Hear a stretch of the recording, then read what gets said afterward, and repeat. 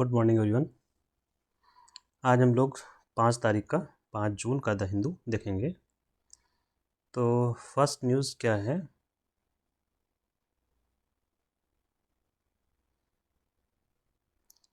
Monsoon session. ऐसा कहा जा रहा है कि मानसून सेशन जुलाई से स्टार्ट हो जाएगा। तो आपको जुलाई की तारीख नहीं याद रखनी है। पहली बात तो ये कह रहे हैं कि स्टार्ट हो जाएगा, तो हमें पता होना चाहिए सेशन। ठीक है, क्या पता होना चाहिए? सेशन। सेशन मतलब सत्र। किसके? संसद के। तो संसद के कितने सत्र होते हैं? 3। पहला एक तो होता है बजट सत्र, जो कि आपका स्टार्ट होता है फरवरी से। फरवरी से मई तक ये लोग चलाते हैं, लगभग अप्रैल मई तक चलता है। ठीक है। दूसरा होता है मानसून सत्र, जिसकी बात चल रही है कि जुलाई से स्टार्ट होगा। तो जुलाई से चलाएंगे अगस्त सितंबर तक। फिक्स नहीं होता, डिपेंड करता है सरकार कैसे घोषित करती है। तीसरा होगा विंटर सेशन। विंटर सेशन को बोलेंगे क्या? शीतकालीन सत्र। कौन सा सत्र? शीतकालीन सत्र, दैट इज विंटर सेशन। और ये चलेगा आपका नवंबर दिसंबर में। ठीक। तो ये हो गए सत्र होते हैं 3 भारत में। संविधान में क्या प्रावधान है कि साल में कम से कम 2 सत्र होने चाहिए। कितने हो? कम से कम 2 सत्र होने चाहिए। हम कितने कर रहे हैं? 3। तो संविधान के हिसाब से तो ठीक ही है, कम से कम 2 होने चाहिए ना। तो हो ही रहे हैं। एक और बात वहाँ पर यह है कि 2 सत्रों के बीच में, 2 सत्रों के मध्य अंतर कितना हो? 6 माह से ज़्यादा ना हो। ये क्वेश्चन पूछा जाता है, 6 माह से ज़्यादा का अंतर ना हो। इसका मतलब क्या हुआ? 6 माह ज़्यादा का अंतर ना हो तो एक साल में होते हैं 12 महीना। 6 माह ज़्यादा अंतर ना हो तो 2 सेशन तो करवाने पड़ेंगे ना न्यूनतम। तो यही हो गया इसका ये क्रक्स। ठीक है। अब सत्र तो आप समझ गए। सत्र से जुड़े हुए कुछ शब्द हैं। सत्र को बुलाना। सत्र का मतलब होता है सदन के, संसद के जो लोग हैं, संसद के लोगों को क्या कहते हैं? संसद के जो सदस्य हैं वो कहलाते हैं सांसद। सांसद कितने हैं लोकसभा में? अगर देखते हैं तो 550 की स्ट्रेंथ है। इन्हीं को बुलाना। पार्लियामेंट आप लोग जानते हैं दिल्ली में है, कभी देखा ही होगा प्रोसीडिंग्स। वहाँ 250 लोग, 500 लोगों की बैठने की व्यवस्था बनी हुई है, चेयर्स हैं। तो ये 500-550 लोग रहते हैं कहाँ? अपने अपने छुट्टी पर, आवास पर रहते हैं। तो इन सब को सूचना देना कि भाई सब लोग कल से या फला तारीख से सदन में आएंगे, क्योंकि कुछ कानून बनाए जाने हैं। तो इन्हीं 550 लोगों को बुलाना कहाँ? सदन में, संसद में। उसी बुलाने की प्रक्रिया कहते हैं आहूत करना। सत्र आहूत करना, जिसको आप लोग पढ़ते होंगे सत्राहूत। सत्र को बुलाना, आहूत करना, सत्राहूत। फिर होता है सत्रावसान। सत्र का खत्म होना। अवसान का मतलब क्या होता है? खत्म होना। सत्र धन अवसान। तो इनकी जो मीटिंग हो रही थी, संसद जो सांसद थे, इनकी प्रक्रिया चल रही थी, उसी को ख़त्म कर देना कि अब अपने अपने घर जाओ, काम हो चुका है, तो कानून हम बना चुके हैं। वही है सत्रावसान। ये दोनों ही काम कौन करता है? सत्र को बुलाना और सत्र को ख़त्म करना, दोनों ही काम करेगा राष्ट्रपति करता है। इसके आदेश कौन जारी करता है? राष्ट्रपति। तो ये पर्याप्त हो गया जानकारी, हम लोग बढ़ते हैं आगे। नेक्स्ट न्यूज है IMEC को लेकर। ये क्या है IMEC? ये है IMEC में I for India, M for middle east, next है ई फॉर यूरोप और इकोनॉमिक कॉरिडोर।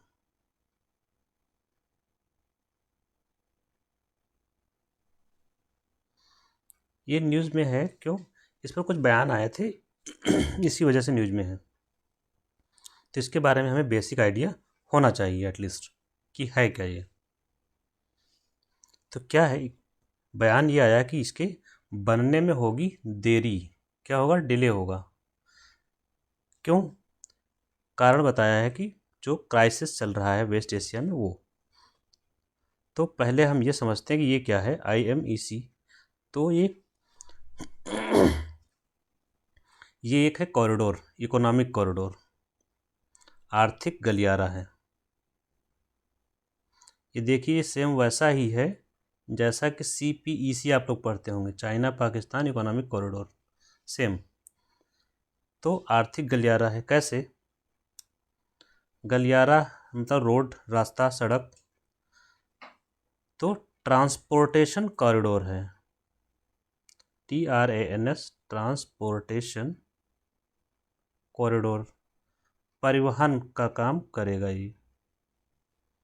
और इससे क्या होगा? इकोनॉमिक इंटीग्रेशन, आर्थिक एकीकरण को बढ़ावा मिलेगा।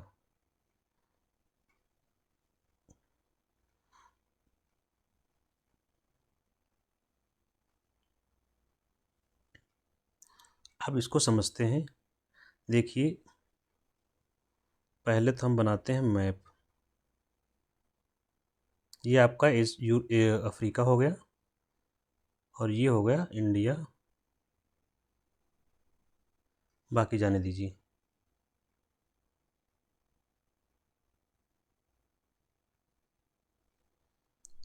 तो ये है आपका यूरोप, यहाँ पे इसको आप यूरोप मान के चलिए। तो ये भारत से इसको कनेक्ट करेगा। ये है middle east, that is gulf country, खाड़ी देश है यहाँ पर। यहाँ से जाएगा ये, यहाँ इजराइल है, इजराइल से होते यूरोप पहुँचेंगे। ये होगा रास्ता। ये आपको पता है समुद्र है। तो भारत से मध्य देश, खाड़ी प्रदेश, और खाड़ी प्रदेश यूरोप। तो यह एक आर्थिक गलियारा है। गलियारा का मतलब होता है मार्ग, इकोनॉमिक कॉरिडोर उसमें लिखा हुआ है। कैसा आर्थिक गलियारा है? जो कैसे गुजरेगा? जो समुद्री मार्ग से प्लस स्थल मार्ग। स्थल मार्ग में क्या क्या आएगा? आपका रेलवे और हाईवे, सड़क मार्ग। इनके माध्यम से जोड़ता है, किस किस को जोड़ेगा? जोड़ेगा भारत को किससे? भारत को जोड़ेगा मिडिल ईस्ट से, मध्य एशिया। मध्य एशिया यहाँ पर खाड़ी क्षेत्र हैं, खाड़ी देश। और खाड़ी देश किसको जोड़ेंगे? यूरोप को।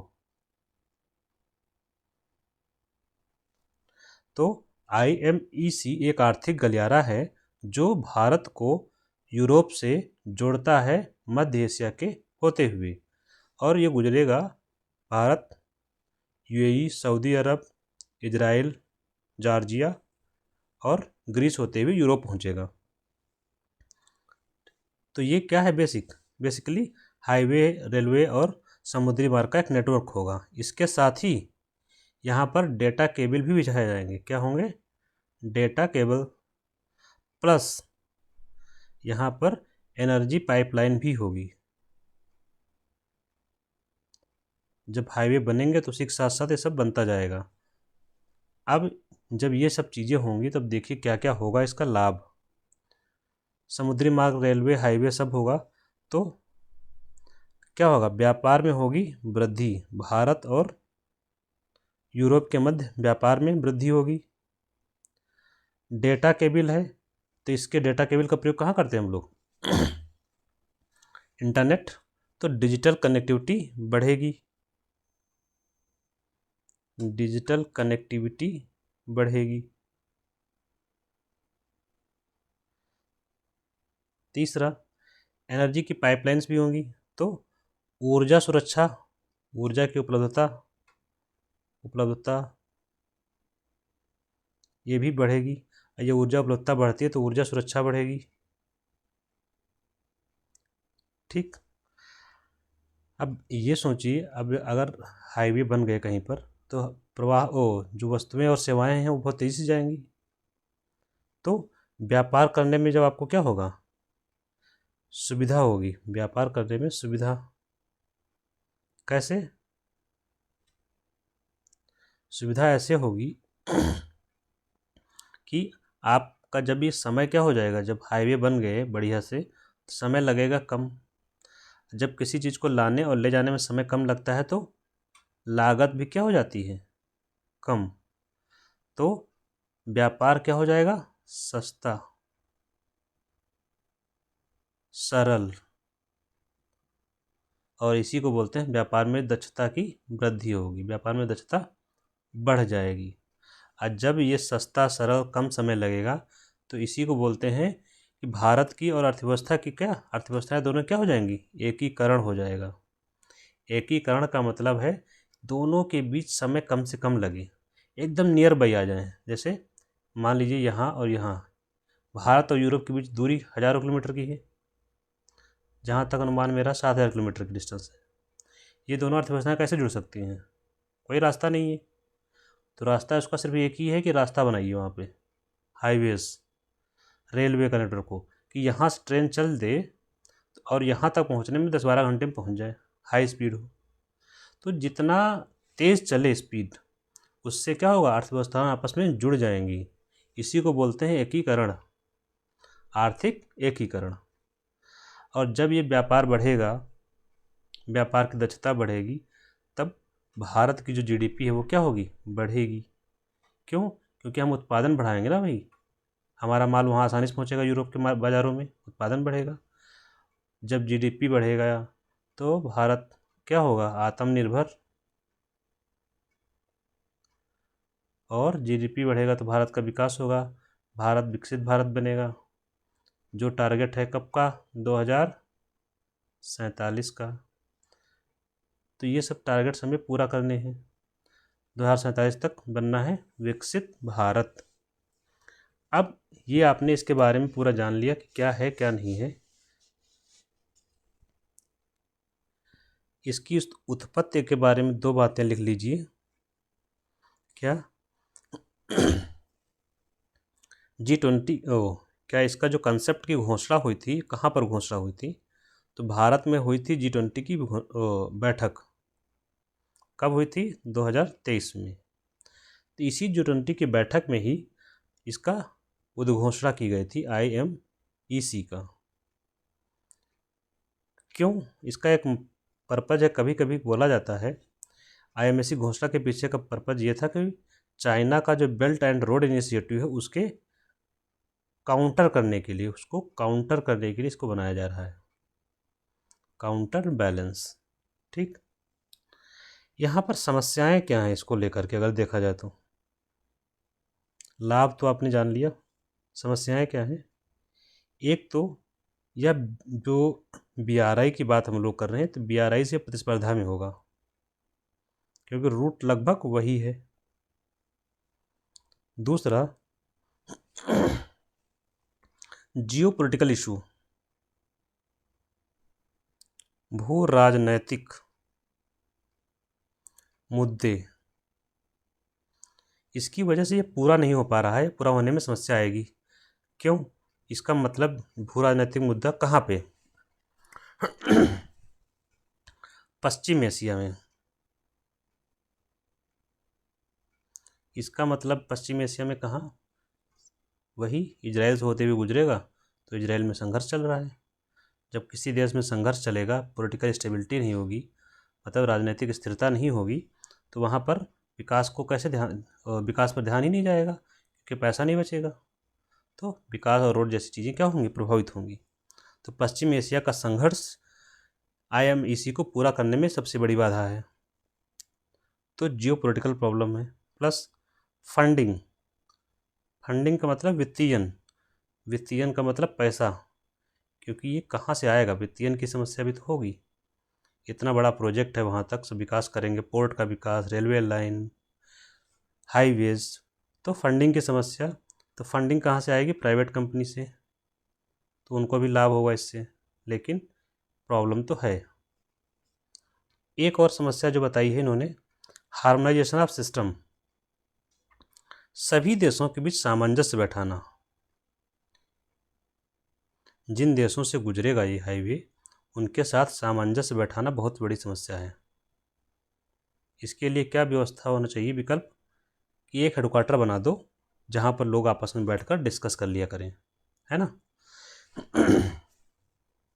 सामंजस्य बैठाने की समस्या तो है, कौन कौन सी समस्याएं आएंगी, जैसे टैक्सेशन की समस्या, कि कितना कर कौन लगाएगा, और कस्टम क्लियरेंस की समस्या आएगी। कस्टम क्लियरेंस, जब किसी के यहाँ सामान जाता है तो वो लोग क्लियरेंस देते हैं कि ठीक है कि नहीं ठीक है, जाने दें या ना जाने दें। तो ये टैक्सेशन है, कस्टम क्लियरेंस की समस्या है।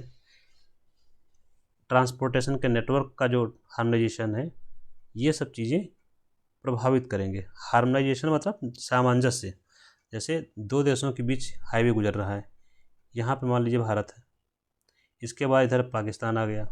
अब यहाँ पर कैसे सिस्टम बैठाएंगे, यहाँ का देश जो लोग हैं, यहाँ पे कस्टम वाले जो लोग बैठे होंगे वो दूसरे होंगे, यहाँ दूसरे होंगे, इनका सिस्टम पता लगता है कुछ और काम कर रहा है, इनका कुछ और है।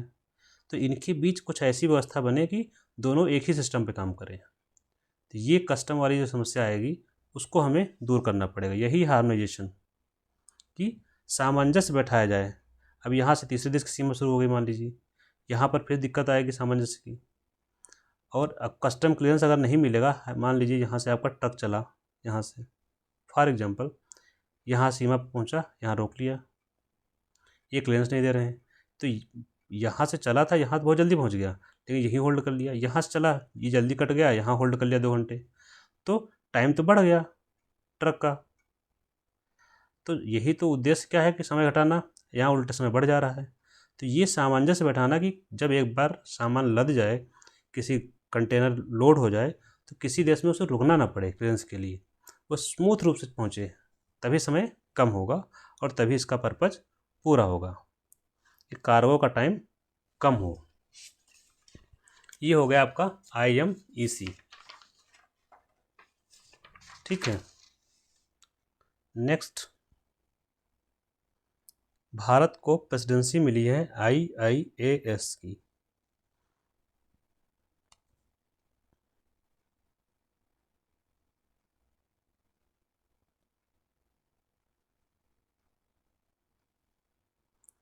की अध्यक्षता किसको मिली है, भारत को। ये है क्या, IIAS, इंटरनेशनल इंस्टीट्यूट ऑफ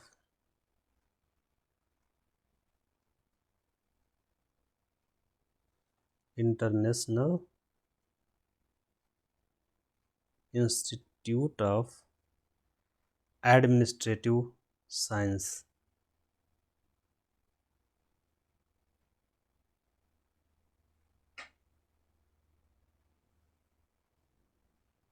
ये है संस्था, इसकी अध्यक्षता भारत को मिली है 3 साल के लिए, 2025 से 28 के लिए। इसके बारे में कुछ जान लेते हैं जो IIAS है।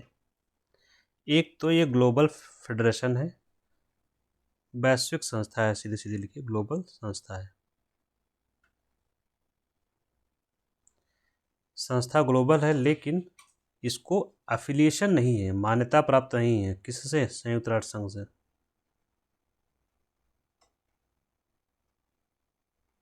संयुक्त राष्ट्र संघ से मान्यता प्राप्त नहीं है। मेंबरशिप कितनी है इसकी, 31 सदस्य हैं। सदस्य यहाँ कौन होता है, देश होंगे जब अंतर्राष्ट्रीय बॉडी होती है, और इन सदस्य में भारत भी शामिल है, क्योंकि भारत को मिली है अध्यक्षता, और चीन भी इसका मेंबर है। तो ये हो गया आपका एक न्यूज़। एक इस समय आजकल चुनाव चल रहा है, टाइप्स ऑफ चुनाव लिख दूँ, इलेक्शन, ठीक है, टाइप्स ऑफ इलेक्शन। आजकल आप सुन रहे हो बाई इलेक्शन चल रहा है केरला में, और भी कई जगहों पर घोषणा हुई है। तो चुनाव के प्रकार आपको बता देते हैं कि होता क्या है, कि चुनाव कितने प्रकार के होते हैं। डिपेंड करता है किस बेसिस पर क्लासीफाई कर रहे हैं। एक होता है जनरल इलेक्शन,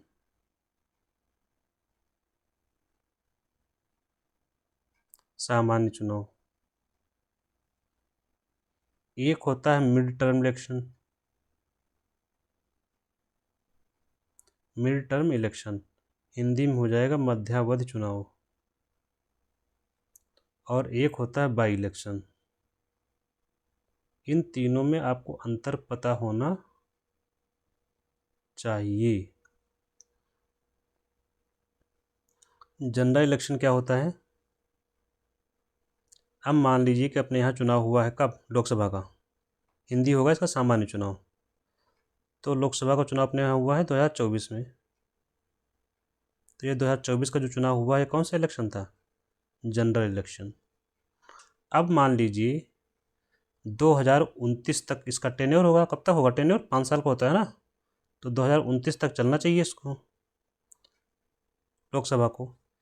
लेकिन किसी वजह से मान लीजिए कि 2026 में ये भंग हो जाए,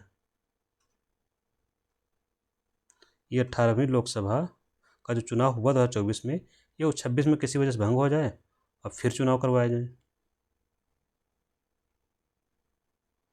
तो ये चुनाव क्या होगा? ये होगा मध्यावधि चुनाव कहलाएगा। चुनवा नहीं, चुनाव, ठीक है। मतलब कोई लोकसभा या कोई विधानसभा, उसका कार्यकाल पूरा होने से पहले जब भंग हो जाती है, तब जो चुनाव होता है वो कहलाता है मध्यावधि चुनाव, ठीक। यहाँ पर भी चुनाव होगा तो सभी सीटों पर चुनाव होगा, सभी सीटों पर चुनाव होगा।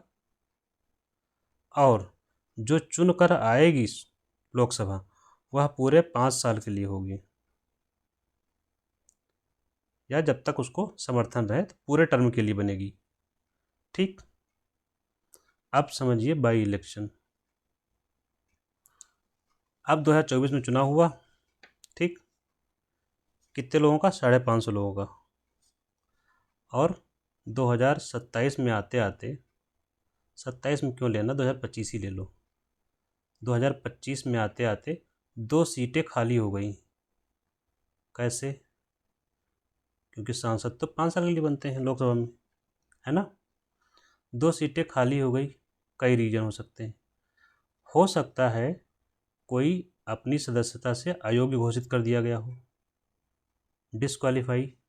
जैसे 10वीं अनुसूची के तहत उसने दल बदला हो और सदन में अयोग्य घोषित, सीट खाली हो गई होगी। दूसरा ये भी हो सकता है 2 साल से ज़्यादा उसको सज़ा मिल जाए, तो क्या होता है, उसकी सदस्यता ख़त्म कर दी जाती है। हो सकता है इसकी वजह से सीट खाली हुई हो। ये भी हो सकता है कि उसकी मृत्यु हो गई हो, इसकी वजह से सीट खाली हुई हो। ये भी हो सकता है कि उसने इस्तीफा दे दिया हो। अब कुल मिला के 24 में ये 2 लोग चुने गए थे सबके साथ में। 25 में आते आते इन 2 लोगों को समस्या हो गई, पता नहीं कुछ क्या हुआ होगा, लेकिन 2 सीटें खाली हो गई, ए और बी की। 2 लोगों की सीटें हो गई खाली। तो अब क्या होगा 2025 में इन 2 सीटों के लिए, ए बी से अच्छा है, 2 कोई नाम ले लीजिए। एक ले लीजिए फतेहपुर ले लीजिए, मान लीजिए। एक लीजिए कोई गंगटोक ले लीजिए, सिक्किम की राजधानी। इन 2 सीटों पर अब क्या होगा? चुनाव करवाया जाएगा। सिर्फ 2 सीटों पर चुनाव होगा। इसी चुनाव कहेंगे बाई इलेक्शन। तो उपचुनाव क्या होता है कि जब कोई व्यक्ति, किसी व्यक्ति के द्वारा किन्हीं वजहों से बीच में सीट खाली हो जाती है, कोई व्यक्ति एक्सपायर हो गया, मर गया, इस्तीफा दे दिया, या उसे सज़ा हो गई, उसकी वजह से अयोग्य हो गया, या किसी और वजह से अयोग्य हो गया, तो उसकी सीट जब खाली हो जाती है, तब जो चुनाव होता है वो होता है बाई इलेक्शन। और ये जो इनका कार्यकाल कितना होगा, इस पर जो चुने जाएंगे लोग, कार्यकाल होगा शेष बचे हुए समय के लिए। मतलब ये इनकी सदस्यता ख़त्म हो जाएगी 2029 में, उसके साथ ही ख़त्म होगी 2024 से 29 तक। तो इनको 1 साल कब मिलेगा फिर? जो भी जितना बीत चुका है, मतलब ये कि बचा हुआ कार्यकाल ही इनको मिलेगा, जो लोग नए चुन के आएंगे। तो ये हो गया आपका बाई इलेक्शन या उपचुनाव। ठीक है, तो उपचुनाव और मध्यावधि चुनाव में क्या अंतर है? ये मध्यावधि चुनाव पूरा 5 साल के लिए वैलिड हो जाएगा, इनका होता है शेष समय के लिए। ठीक है, तो अभी केरल में नीलाम्बूर सीट पर चुनाव हो रहा है, बाई इलेक्शन हो रहा है। ठीक है, तो ये आप लोग अंतर समझ गए होंगे टाइप्स ऑफ इलेक्शन में। अब एक एडिटोरियल था टेक्स्ट एंड कंटेक्स्ट में पर्यावरणीय संकट को लेकर के।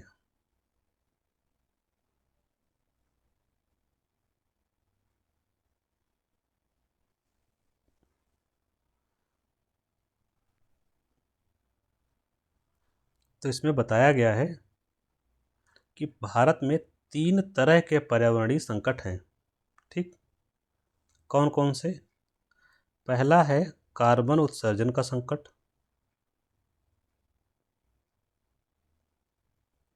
पहला है कार्बन उत्सर्जन का।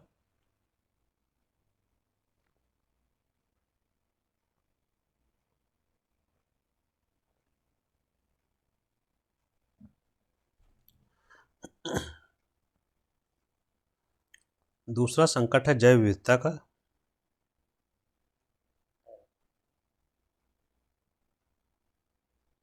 जैव विविधता का नष्ट होना या जैव विविधता की हानि, बायोडाइवर्सिटी लॉस। थर्ड है प्रदूषण। ये 3 पर्यावरणीय संकट हैं भारत में, इसी पर चर्चा की गई है। तो शुरू करते हैं। पहला है कार्बन उत्सर्जन। वैश्विक स्तर पर जो उत्सर्जन हो रहा है, वैश्विक उत्सर्जन, तो इसमें लगातार वृद्धि हुई है। 10% की 2014 से 24 के बीच में। तो वैश्विक कार्बन उत्सर्जन में लगातार वैश्विक कार्बन उत्सर्जन, और इसी तरह से जब वैश्विक स्तर पर वृद्धि हुई है तो भारत में भी वृद्धि हुई है। किसमें? कार्बन उत्सर्जन में। और कार्बन उत्सर्जन भारत का हो गया है 2.3 बिलियन टन से बढ़कर 3.2 बिलियन टन 2024 में। आंकड़े आपको नहीं याद रखने हैं, वंस मोर, बट आपको याद रखना है कि भारत में उत्सर्जन लगातार बढ़ा है, कार्बन उत्सर्जन में लगातार वृद्धि हो रही है। ये चीज़ें क्यों हो रही हैं? कार्बन उत्सर्जन में वृद्धि क्यों हो रही है?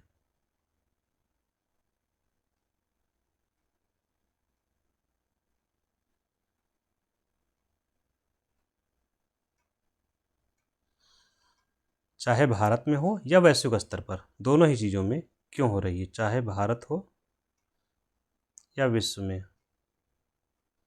तो इसका कारण है जीवाश्म ईंधन। क्या कारण है? जीवाश्म ईंधन का प्रयोग। कहाँ प्रयोग किया जाता है जीवाश्म ईंधन? जीवाश्म ईंधन क्या है पहले तो ये बताओ। जीवाश्म ईंधन मतलब कोयला। जीवाश्म ईंधन मतलब कच्चा तेल, और कच्चा तेल से आप बनाते हैं डीजल पेट्रोल, वो सब इसी में आ जाएगा। ठीक है, तीसरा हो जाएगा आपका जो गैस।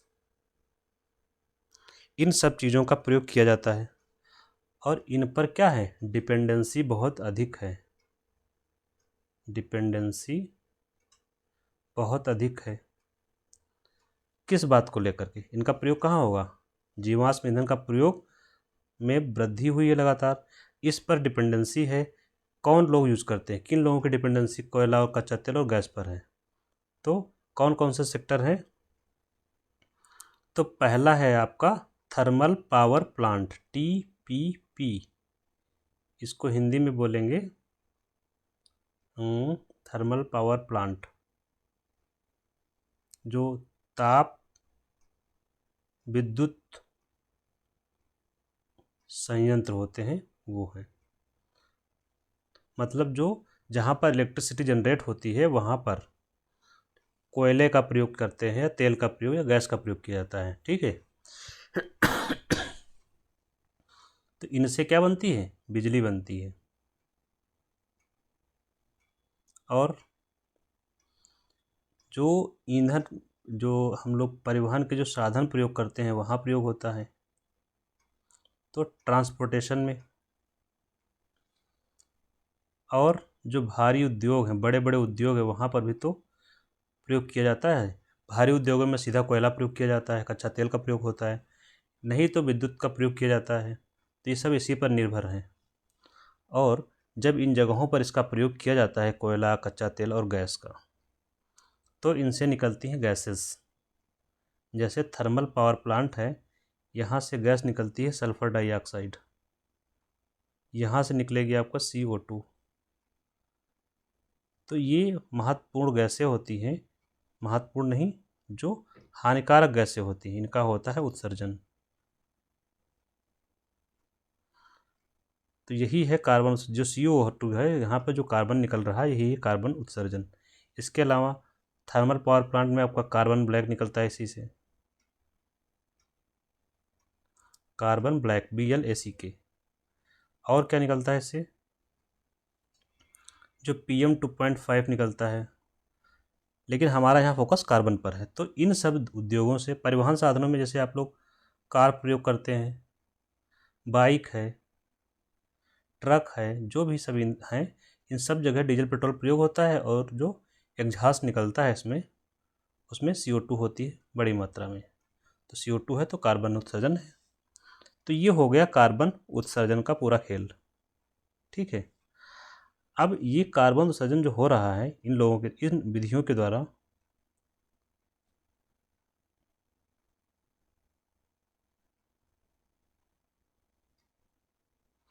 कार्बन उत्सर्जन होता है तो क्या होता है? इसका प्रभाव पड़ता है क्लाइमेट चेंज पर।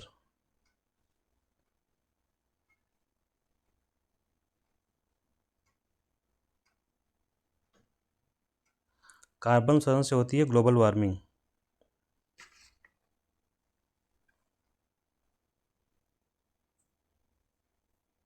और इससे जलवायु परिवर्तन। और जलवायु परिवर्तन से क्या होता है? मौसम की जो परिस्थितियां होती हैं बहुत गंभीर बन जाती है। एक्सट्रीम क्लाइमेटिक कंडीशंस, चरम मौसमी दशाएं। मौसमी दशाएं क्या हो जाती हैं? इसको लिखेंगे चरम मौसमी दशाएं उत्पन्न होती हैं।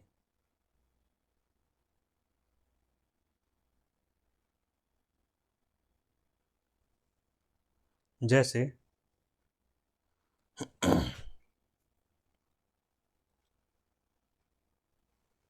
जैसे वर्षा हुई तो बाढ़, कहीं सूखा हो गया, ठीक, तूफान, तीव्र तूफान, हीट वेव्स। तो ये सब क्या है? ये सब है चरम मौसमी दशाएं हैं। हीट वेव्स हो गई, फ्लड, हीट वेव्स, मानसून, ये क्या हो गया? प्रभाव, चरम मौसमी दशाएं, जलवायु परिवर्तन का प्रभाव है ये सब चीज़ें। इससे क्या होगा? भारत पर क्या प्रभाव पड़ रहा है? बहुत ही नकारात्मक प्रभाव पड़ रहा है भारत पर। प्रभाव बहुत ही नकारात्मक है। लेकिन विश्व भी प्रभावित हो रहा है। अब देखिए भारत की स्थिति, यहाँ पर फिर से प्रभाव तो पड़ रहा है, नो डाउट। विश्व में दो प्रकार के देश हैं, एक है विकसित देश,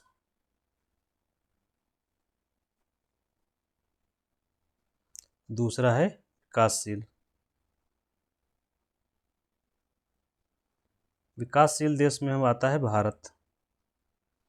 विकसित देश में आपके जैसे कि अमेरिका है और यूरोप है, जापान है, ये सब विकसित देशों में आते हैं। भारत ने जो उत्सर्जन कर किया है, कितना किया है? भारत का उत्सर्जन मात्र 3.2 बिलियन था। लेकिन हम प्रति व्यक्ति उत्सर्जन अगर देखते हैं, भारत का प्रति व्यक्ति कार्बन फुटप्रिंट कितना है?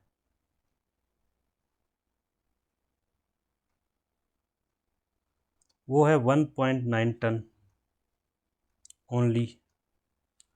अमेरिका में कितना है यही प्रति व्यक्ति कार्बन फुटप्रिंट? 14.7 के आसपास। मतलब ये एक साल में, हमारे यहाँ एक साल में एक व्यक्ति इतने टन कार्बन का उत्सर्जन करता है। अमेरिका में 7 गुना 14 टन का उत्पादन हो रहा है, एक व्यक्ति के द्वारा किया जा रहा है। तो ज़्यादा दोषी कौन है? ज़्यादा दोषी ये विकसित देश हैं। क्यों? क्योंकि इन्होंने उत्पादन ज़्यादा कर रखा है। कारण क्या है? जो विकसित देश हैं, 1850 से शुरू हुआ औद्योगिकरण, और जब होता है औद्योगिकरण तब क्या होता है? यही कोयला, पेट्रोलियम, ये सब यूज किया गया, खूब किया इन लोगों ने। और खूब कोयला यूज किया तो खूब कार्बन का उत्सर्जन भी किया इन्होंने। भारत ने तो अभी 1950 के बाद शुरू किया है, ये 1850 से लगे हुए हैं। तो कार्बन उत्सर्जन खूब किया, तो इसका मतलब दोषी ज़्यादा कौन होगा? विकसित देश है। क्यों? इसी के लिए प्रयोग करते हैं हिस्टोरिकल इमिशन, ऐतिहासिक उत्सर्जन जो इन्होंने किया है। मतलब पुराना जो उत्सर्जन करते आ रहे हैं वो सबसे ज़्यादा इन्होंने किया। हम लोग तभी 1950-60 के बाद शुरू किए हैं। तो इनको क्या होगा? ये जिम्मेदार ज़्यादा हैं। जिम्मेदारी किसकी ज़्यादा है? इनकी ज़्यादा है, हमारी जिम्मेदारी नहीं है। हम तो अभी विकास ही नहीं कर पाए, हमें करना है विकास। विकास के लिए हमें चाहिए पैसा, हमें चाहिए पैसा के अलावा टेक्नोलॉजी भी चाहिए। चाहिए कि नहीं चाहिए? चाहिए। अब इसीलिए यहाँ डिमांड की जाती है, जब इन्होंने ऐतिहासिक उत्सर्जन सबसे ज़्यादा किया है तो जो प्रदूषण किया है जिसने सबसे अधिक, वो सबसे ज़्यादा भुगतान करे। ज़्यादा प्रदूषण ज़्यादा भुगतान। मतलब ये कि अब इन लोगों को चाहिए क्या करना चाहिए उत्सर्जन को कम करने के लिए? कम उत्सर्जन करें इसके लिए इन्हें क्या कर चाहिए, क्या करना चाहिए? पहले तो अपना उत्सर्जन कम करें कार्बन का। दूसरा, विकासशील देशों को पैसा दें, वित्त उपलब्ध करवाएं। किसको? जो विकासशील देश हैं उनको। प्लस ये लोग क्या करते हैं कि आउटसोर्सिंग करते हैं। Outsourcing, SOURCING।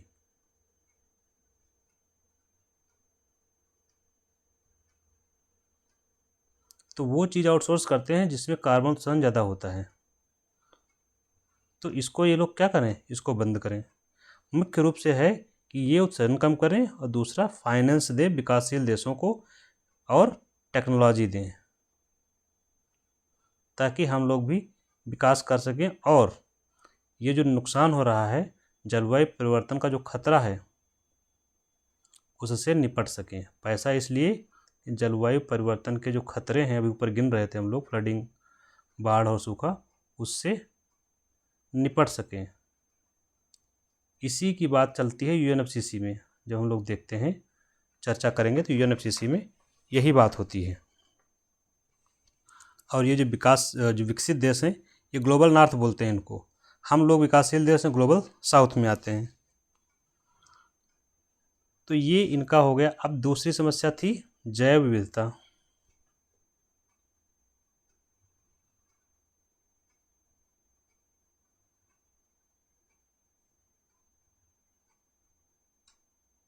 हानि मतलब कमी हो रही है। कैसे? भारत में डिफॉरेस्टेशन हो रहा है।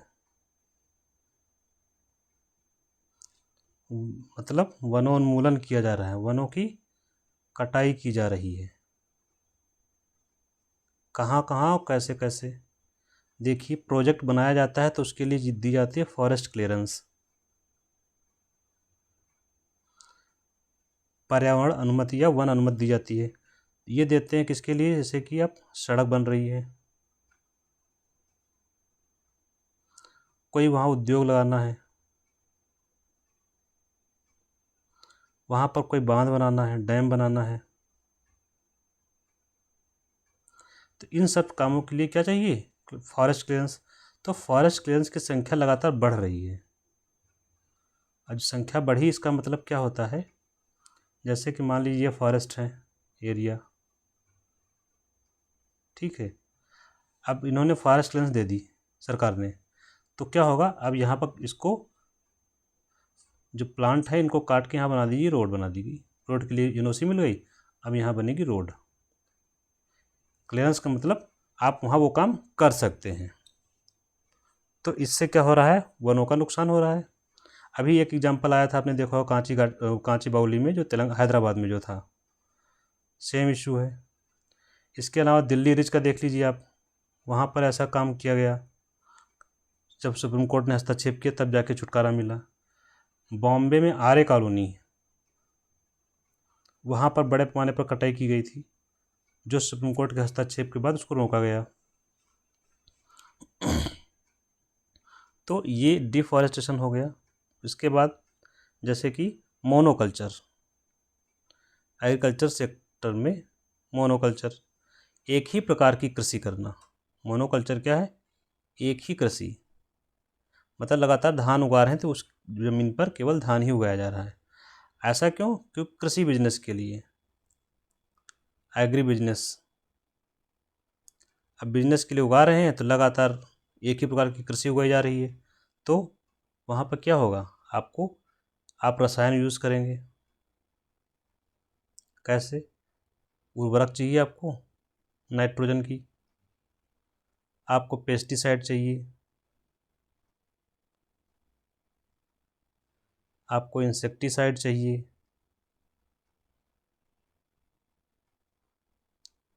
आपको हर्बिसाइड चाहिए। तो इन सब चीज़ों से क्या होगा? पर्यावरण को नुकसान। और ये सब जो नाइट्रेट है, फास्फेट है, ये सब जाएगा जल में, तो जल क्या होगा? प्रदूषित हो जाएगा। तो इससे जल प्रदूषण आएगा, बढ़ेगा। और एक ही प्रकार की जब कृषि करते हैं तो इससे क्या होता है? जब जैव विविधता क्या हो गई? जैव विविधता कम हो गई। तो ये सब रीजंस हो गए। इसके अलावा जैसे आपको लिखना है तो टूरिज्म, टूरिज्म की वजह से भी नुकसान हो रहा है। तो ये रीजंस हो गए आपकी जैव विविधता के नुकसान के। कैसे कैसे जैव विविधता का नुकसान हो रहा है? लैंड यूज पैटर्न में बदलाव, जैसे लैंड यूज पैटर्न मतलब जैसे यहाँ पर पहले कृषि होती थी, अब इसको हटा के यहाँ पर हाईवे बना दिए गए, तो लैंड यूज पैटर्न बदल गया।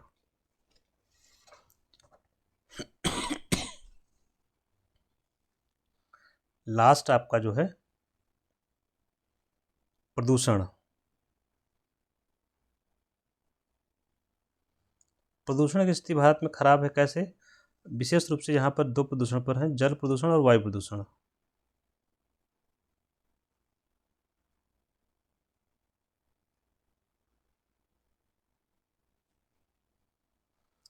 जल प्रदूषण को जैसे लेते हैं तो कृषि से निकलने वाला जो अपशिष्ट है, अभी जो ऊपर पढ़ रहे थे, वो जल प्रदूषण को लिंक करेगा पूरा।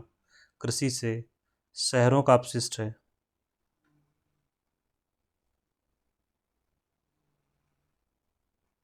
ठीक है, उद्योगों का अपशिष्ट हो गया। ये सब कहाँ जाता है? ये जाता है नदियों में, और नदियों में जाएगा जैसे गंगा और यमुना, तो वो क्या हो रही हैं? लगातार प्रदूषित हो रही हैं। वायु प्रदूषण का एग्जाम्पल, हमने अभी कार्बन इमिशन जो चर्चा की, वो किसका एग्जाम्पल है? वायु प्रदूषण का। तो वायु प्रदूषण कहाँ से हो रहा है मेन रूप से? अगर देखते हैं शहरों में, तो जो वाहनों से, तो इन वाहनों से निकलने वाला धुआं उनको प्रदूषित कर रहा है। और शहरों में चूँकि जो पेड़ पौधे होने चाहिए उनकी संख्या भी कम है या उनकी कटाई कर दी जा रही है, तो वायु प्रदूषण को अवशोषित नहीं कर पा रहे हैं। वायु प्रदूषण मतलब CO2 को, क्योंकि ज़्यादा अगर प्लांट होंगे, सोचिए प्लांट अगर हैं तो CO2 को एब्जॉर्व कर लेंगे, लेकिन जब हैं ही नहीं प्लांट तो एब्जॉर्व कैसे करेंगे, या उनकी संख्या कम हो गई। तो इनका बचने का उपाय, इनसे बचने का उपाय क्या है कि प्लांटेशन किया जाए। जल प्रदूषण के लिए जल जो डाला जाता है उसको ट्रीट करके डाला जाए, उपचार करके डाला जाए।